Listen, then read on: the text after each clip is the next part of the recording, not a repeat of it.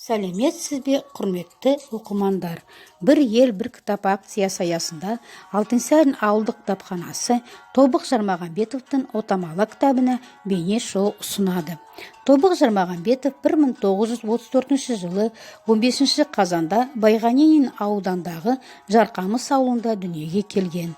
Тобықтың әкесі Мырзағұл 1909 жылы туылған. 1942 жылы Ұлы Отан соғысына аттанып, соғыста қаза болған. Тобықтың шешесі Нұрбиби 1914 жылы туылған. 1966 жылы ауырып науқастан қайтыс болады. 1957 жылы Қазақ мемлекеттік университетінің филология факультетін қызыл дипломмен бітіреді. Тағдырдың тастай етіп берген қысқа ғұмырында жазушы 7 повесть, 18 әңгіме жазып үлгереді.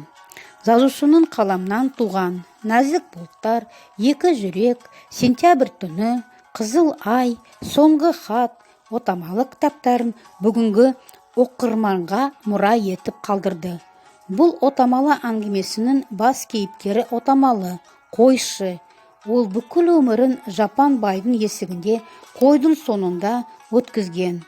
Ол кішкентайынан ата-анасынан айырылып, жақын туыстың аяла алақанын сезбей, жалғыздық ғұмыр кешкен.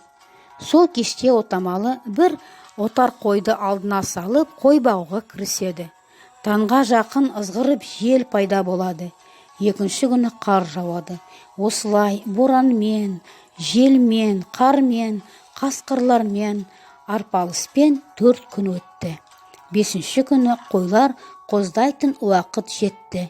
Алғашқы қой қоздаған кезде отамалы өзін ұмытып етті.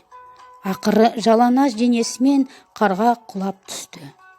Бірақ отамалының тек жүрегі ғана тоқтады, ал рухы өлген жоқ. Ауыздан ауызға тарап, аңызға айланып кетті. Сол 5 күндік боранды ел жұрт 5 қонақ деп атап кеткен. Отамалы әңгімесі біздерге бүгінгі бақытты өмірді бағалауға үшін керек. Назарларыңызға рахмет.